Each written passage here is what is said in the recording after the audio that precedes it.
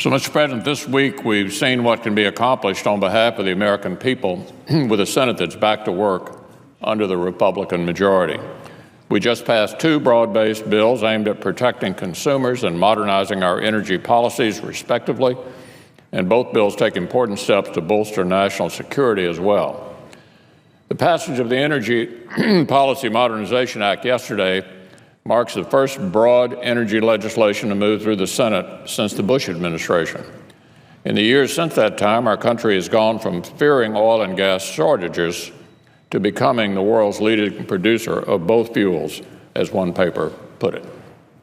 So it's clear that this energy legislation is much needed when it comes to bringing our aging infrastructure and policies in line with current and future demands. I want to thank the Energy Committee Chair, Senator Murkowski, and the Ranking Member, Senator Cantwell, for working to advance this legislation. It's important for our country. It will help Americans save more energy, produce more energy, and pay less for energy. And to paraphrase Senator Murkowski, it's another example of how the Senate is back to work. Let's continue that work today. The Republican-led Senate has made important strides to get the legislative process functioning again. We know the impact that can have on restoring the appropriations process. We also know that cooperation is going to be important as we move forward.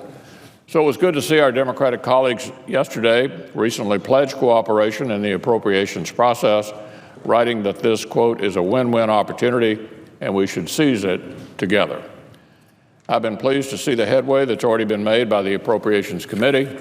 The committee has held dozens of hearings so far, and later this morning, members will mark up two more of the 12 funding bills, and adding to the two the committee has already reported out unanimously, will continue to floor consideration of one of those unanimously endorsed measures today, the Energy Security and Water Infrastructure Funding Bill.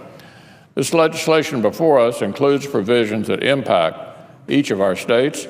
It will support our waterway infrastructure, boost energy innovation, and promote American competitiveness.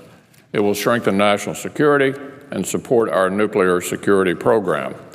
It will also reduce wasteful spending. So I appreciate the leaderships of Senator Alexander and Feinstein on this bill and recognize the hard work and research that have gone into it. I also appreciate the Appropriations Chairman, Senator Cochran, for working with Senator Mikulski to move these appropriation bills through committee and to the floor. This is a responsible, bipartisan bill. It invests in the future of American energy and waterways. It will keep our country safe. So let's continue working today to advance it.